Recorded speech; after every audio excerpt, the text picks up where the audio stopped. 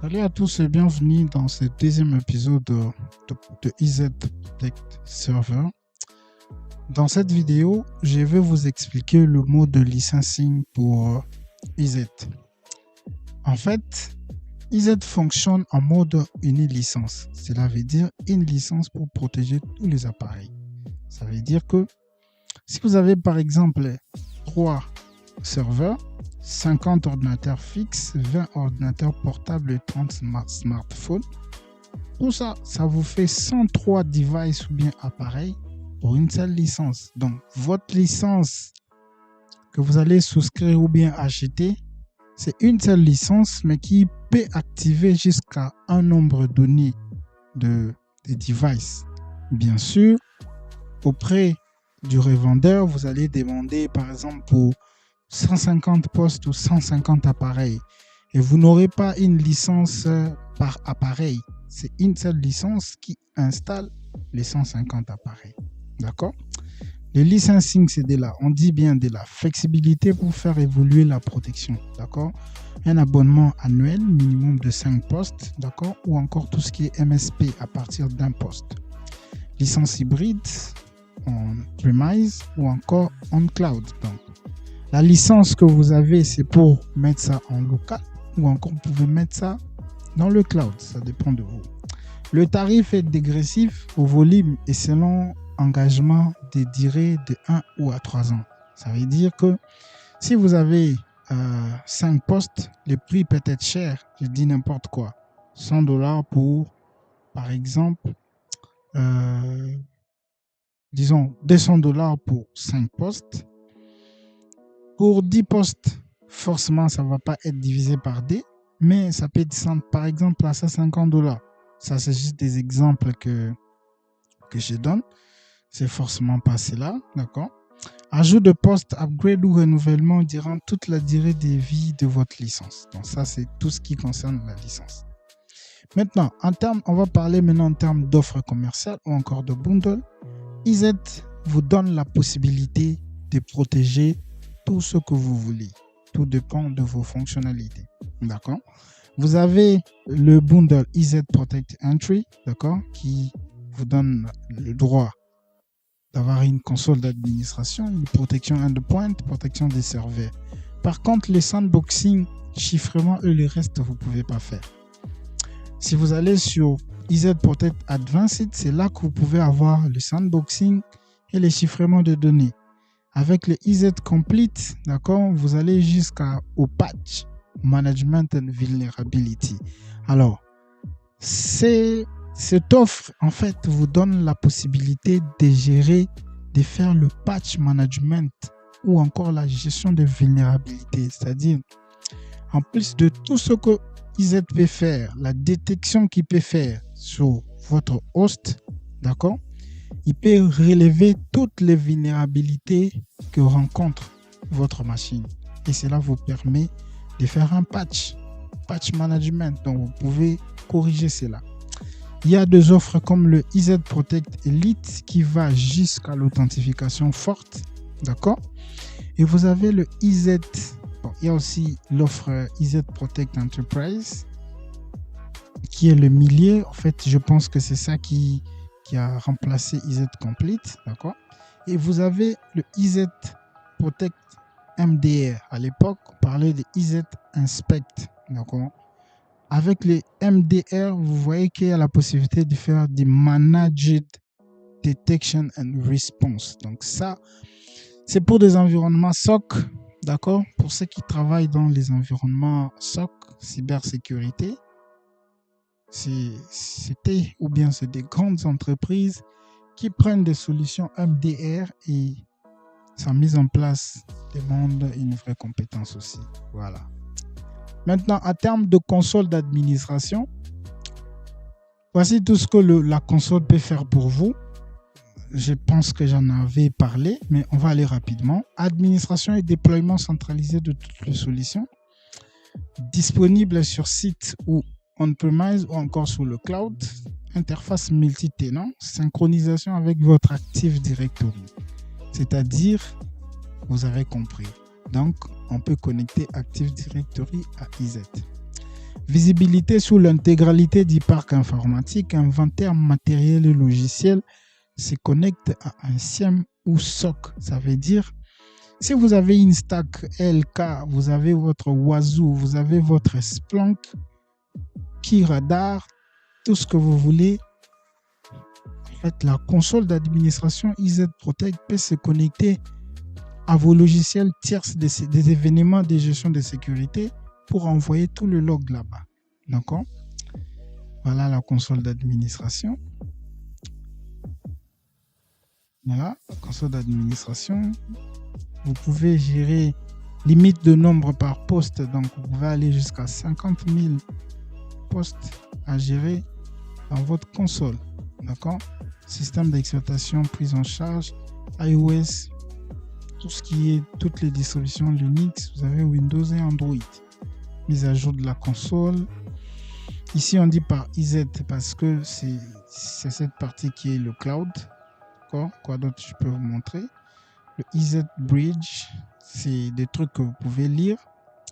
On va aller rapidement pour installer. D'accord? Pour ça, je vous amène dans mon environnement lab. D'accord? Et pour mettre en place votre IZ Protect, vous n'avez qu'à aller sur Google, d'accord? Vous tapez download. Ok, ça n'écrit pas encore. Allons-y. Download IZ Protect. Voilà. Vous allez dans download.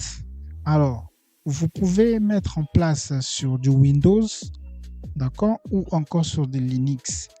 Nous allons partir ici. Vous avez installé tout en un. Donc, vous avez un zip ou encore l'image ISO si vous voulez l'installer comme système d'exploitation à partir d'ISO, ou encore archive zip, c'est-à-dire que cela va s'installer sur un Windows 11, 10, Windows Server à partir de 2016 jusqu'à 2025. D'accord? Mais ça, c'est en fait une installation un peu manuelle. Je suis un tout petit peu dérangé par ça, mais vous pouvez le faire, ou bien carrément on fera une vidéo sur ça. Mais je préfère aller sur les appliances virtuelles. D'accord? Sur les appliances virtuelles. Les appliances virtuelles, en fait, c'est des systèmes, en fait. C'est des machines qui sont déjà conçues pour... c'est-à-dire, c'est une machine virtuelle déjà installée, préconfigurée pour vous. Vous n'avez qu'à l'importer sur votre environnement virtuel. Ensuite, vous faites le reste des modifications, bien sûr. Ces machines sont créées à partir des environnements qui sont forcément pas similaires en termes de version. C'est-à-dire, si on prend par exemple la version OVA, je viens ici, type d'hyperviseur. Je prends par exemple, il y a Oracle VirtualBox, VMware XE, VMware Player, Workstation, tout ça. Donc ça va vous faire une image OVA de 3 Go, d'accord? Ça peut être créé sur XE, par exemple la version 6, pendant que vous avez XE version 8, d'accord? Voilà, donc vous venez là, vous cliquez sur télécharger, bien sûr. On est à la version 13. Comme vous pouvez voir, attends, je vais souligner ça. La version 13. Et ça doit peser 3 Go. D'accord? C'est une OVA que vous allez directement importer dans votre environnement virtuel. Moi, comme environnement virtuel, j'ai la plateforme VMware. Vous voyez que j'ai mon environnement vCenter qui gère tout ce qui est mes machines virtuelles. Ici, j'ai une console d'administration IZ. En fait, c'est ça que nous devons être en mesure de mettre en place. Sans plus tarder, allons pouvoir commencer notre installation. Pour ça, je ne vais pas télécharger parce que j'en ai déjà ici. D'accord?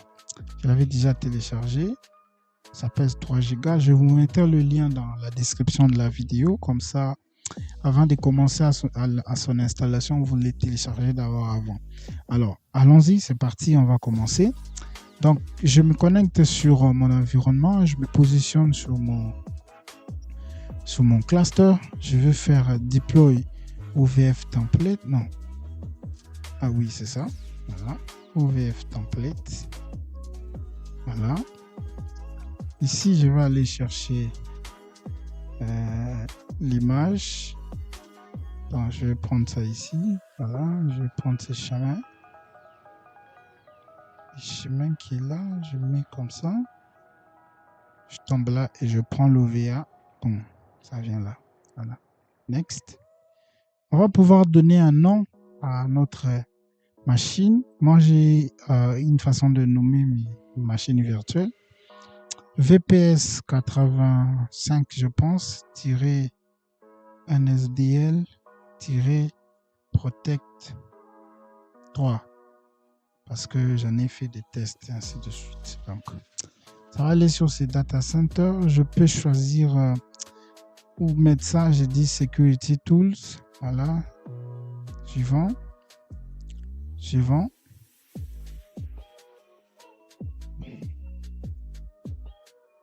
Voilà. Select Compute Resource. Je suis en train de sélectionner. Voilà. On va ignorer ces certificats. Voilà. On va l'ignorer. Voilà. Suivant. On va accepter. Suivant. Ici, je prends mon stockage. Vous qui avez VMware Workstation, bon, c'est l'import d'une machine virtuelle, d'une image OVA ou OVF. Donc, ça ne devrait pas être compliqué. Voilà, ici, je prends Fin Provisioning. Voilà, et je fais suivant. Voilà, en termes de réseau, je vais le mettre sur... choisir le réseau. Je le mets sur un réseau...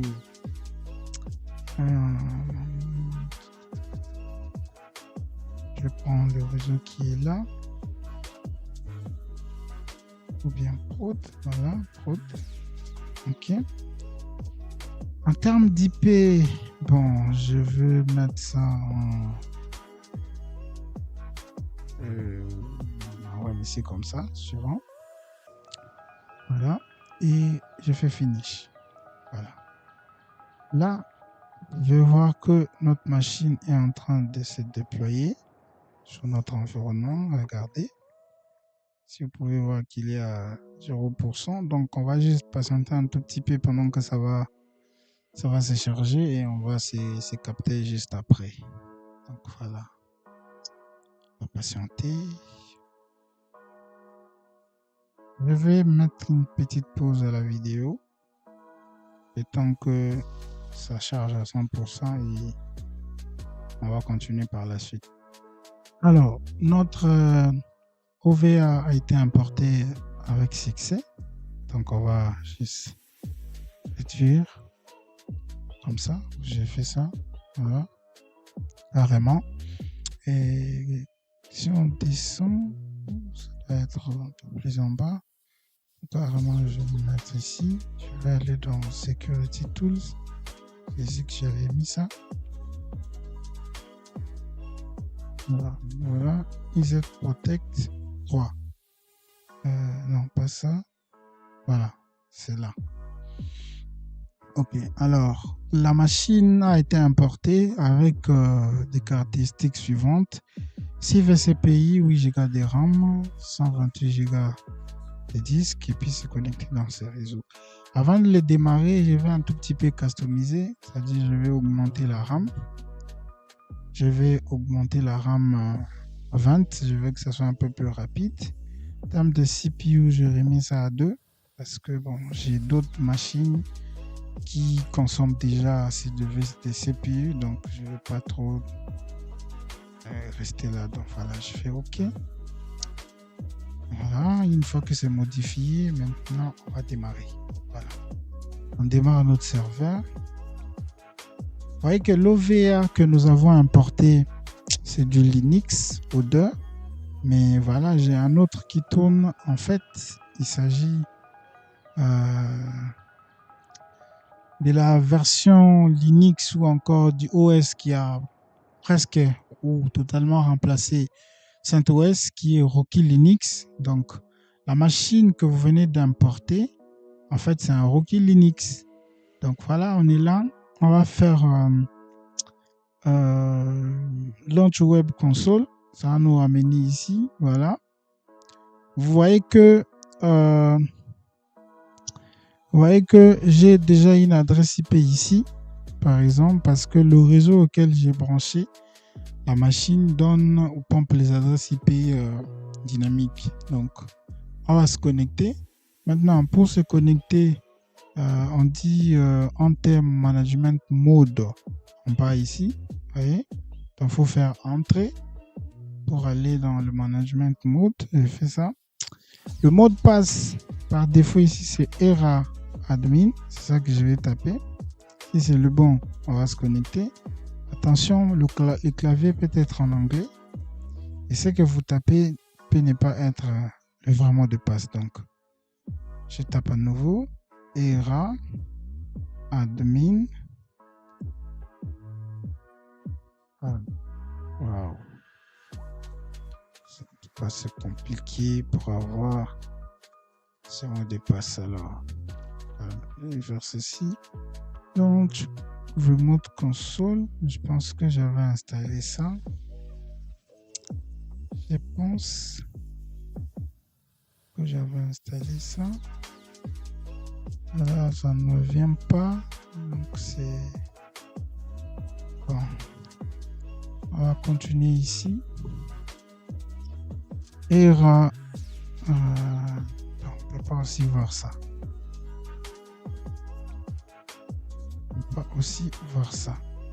Parce que avant d'avancer, il est crucial de faire quelques modifications. Donc, comme déjà l'IP est en DHCP, nous devons faire en sorte que l'IP soit fixé. D'accord? On doit fixer, on doit mettre quelques paramètres réseau, tout ça. Et puis, on sera bon. Ensuite, on va pouvoir se connecter. Comme je vous disais, le mot de passe est là, ERA Admin par défaut. C'est un mot de passe qu'il faut par la suite changer au fait. D'où nous devons nous connecter par commande, par cela ici. D'accord? Ensuite, paramétrer cela. Je vais tenter une chose. Voilà. On va essayer de faire un SSH. Je pense même pas que c'est aussi activé. On va quand même tester. C'est quoi le mot de passe? 5.1. Ok. Donc, 10.0.5.1. C'est le SSH. Ça marche. Ici, c'est route. ERA admin. Bon. Voilà. Access denied. Donc, nous sommes obligés de nous connecter ici. Alors, je vais faire une pause et si jamais j'arrive à passer, ça sera mieux. Sinon, j'ai une autre idée. Je vais me connecter à mon Exi directement. On va voir si ça va passer.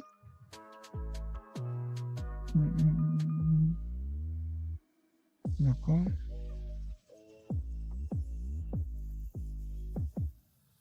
On est dans mon Exi direct.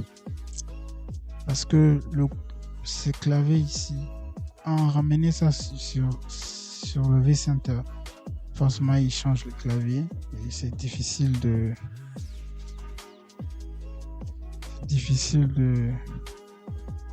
pouvoir avoir accès. Donc, j'espère que je n'ai pas raté le mot de passe.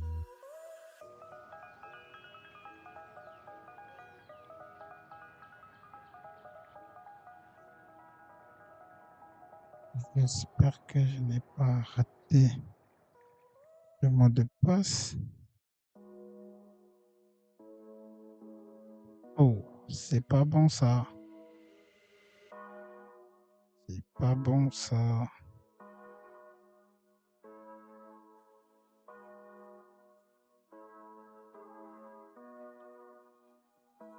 Ah, ça, c'est autre chose. Bon, je pense que ce mot de passe même a expiré. Je sais pas comment je vais le retrouver. Bon, je vais casser ça plus tard. Je tente ça encore où? Je vais tenter ça sur un autre navigateur.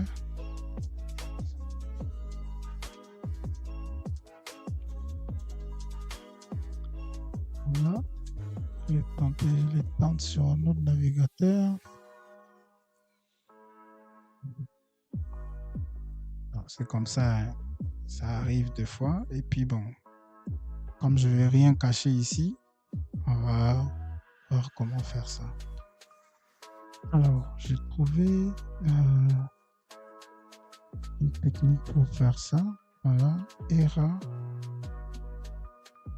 admin. Voilà, j'ai mis le clavier visuel. Reggie, et on fait login. Oh, c'est pas bon ça. ERA admin. ERA admin. C'est ça, non? Et R A à nouveau. Et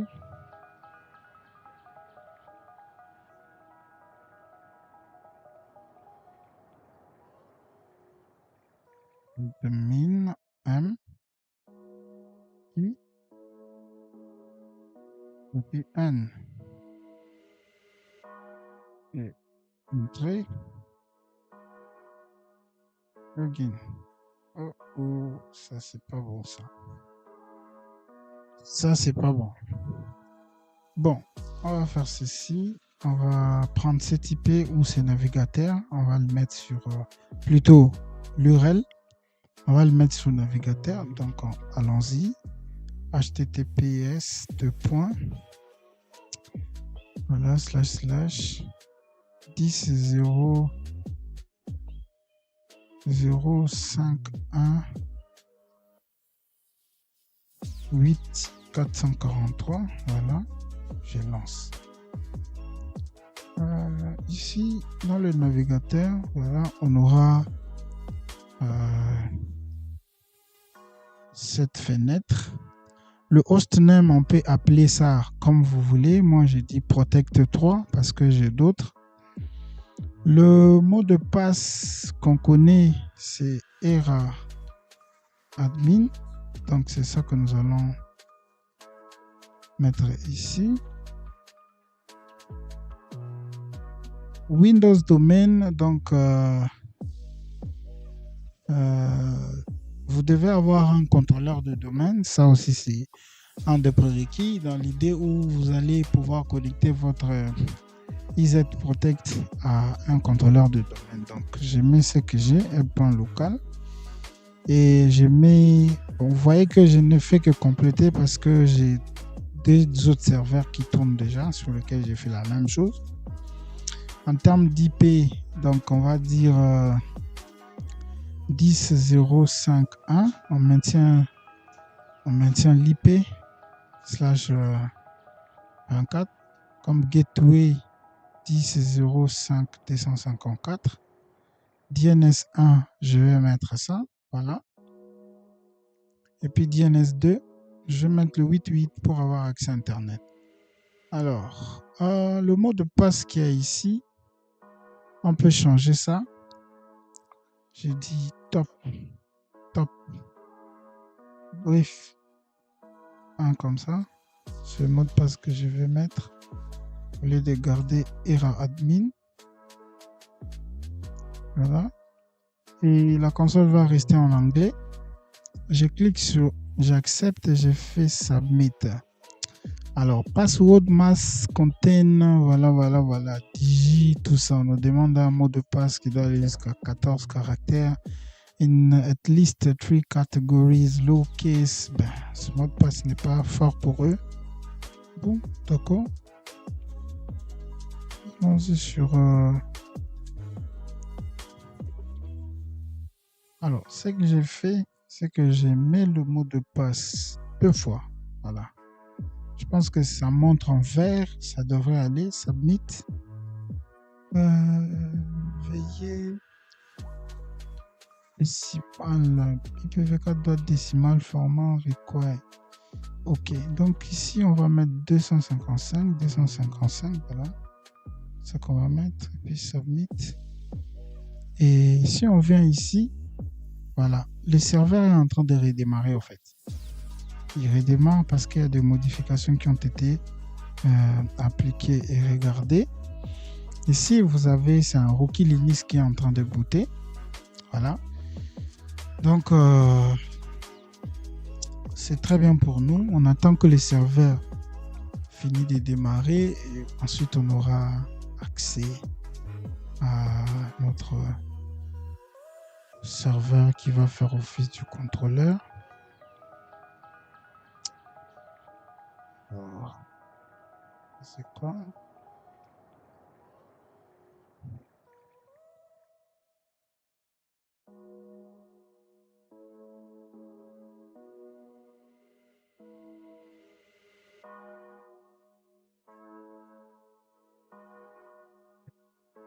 On va patienter. On peut laisser par exemple un ping à côté pour nous assurer que notre serveur est en train de démarrer. 5.1. Voilà. Le ping est là. On va. Ok. Voilà. Elle vient là. Bloqué à job is running for EZ Protect server. Voilà, on va patienter. Le serveur a fait tous ses caprices. Maintenant, nous avons cette fenêtre. Après notre configuration, on s'était connecté avec le port. Là, on va plus se connecter avec le port parce que les configurations ont été faites. Et là, on dit appliance configuration was successful. To finish domain join, please enter read only credential into. Voilà, on dit comment il faut configurer tout ça. Voilà, c'est pas très important à ce niveau. Donc, on va aller sur le navigateur. On a qu'à enlever le port. Voilà, on enlève le port. Point 1 et on valide. Oups. J'enlève ça. Voilà. Nous avons à nouveau notre fenêtre de pop-up de connexion. Voilà. Vous avez EZ Protect On-Prem. Donc, ça veut dire que c'est un serveur qui est installé localement. Alors, le nom d'utilisateur, c'était administrateur. Le mot de passe qu'on a configuré, c'était celui-ci. Je copie. Et puis, je vais mettre sur password. J'aime bien laisser ça en anglais, d'accord? Je clique login. Voilà. Login. Et si tout se passe bien, voilà, tout se passe bien en fait. On nous dit Welcome to the EZ Protect On-Prem. Donc, si vous voulez, soit vous mettez ça en français ou en anglais. Ben, j'aime bien que ça reste en anglais. Voilà. Donc, si vous voulez faire le tour, que ça vous explique les on-prem ou comment protéger vos devices, bon, moi, je vais ignorer. Et là, on tombe maintenant sur notre console. Voici la console d'administration centralisée de EZ Protect. D'accord? Vous avez une notification en rouge et puis quand vous cliquez, vous voyez que c'est licence. Normalement, à ce niveau, vous devez appliquer une licence. Donc, la licence, il faut acheter. Et vous achetez combien de licences? Une seule licence selon le nombre. Alors, quand on clique sur Add licence, vous avez la possibilité d'ajouter la licence en vous connectant à votre compte EZ Protect Hub, anciennement EZ Business Account, EBA. Je vous montrerai comment on crée le compte EZ Protect ou encore EZ Protect Hub ou encore EZ Business Account. Donc, soit vous mettez la clé directement ici ou encore offline licence. Donc, c'est à prendre un fichier .leak que vous devez mettre, uploader et puis add licence. Bon, je n'ai pas de licence de test, mais on va trouver une licence et puis on va pouvoir uploader cela. Donc, vous avez votre dashboard ici. C'est ici que vous voyez le nombre de devices. Les devices qui sont en OK, les devices qui demandent d'attention particulière, security, risk. Alors, nous sommes sur... en fait, c'est en fonction des licences que vous avez qui va aussi déterminer la disposition de votre console. Mais par défaut, voici la console d'administration. Donc, Security Overview, c'est ici que vous allez voir. LiveGuard, c'est un des produits de EZ. Computers, voilà. Ici, on voit qu'un seul computer. Donc, si je clique sur Computer, vous pouvez voir, c'est le serveur en fait. C'est seul le serveur qui est visible. Donc, je clique sur Détails. Vous pouvez voir sur c'est quelle plateforme, la RAM, le disque, le processeur, quels sont les produits installés. En fait, le serveur, lui, il installe le Rogue Detection, le Management Agent et le Protect Server en lui. Voilà. Comme l'application installée, il n'y a pratiquement rien ici. Et voilà, je rentre dans Computer. Donc, dans la prochaine vidéo, ce qu'on va faire, c'est que nous allons venir créer un installeur. D'accord? On va voir comment mettre l'agent sur un Windows client et puis connecter ça à l'agent. D'ici là, portez-vous bien et on se retrouve à la vidéo prochaine. Ciao.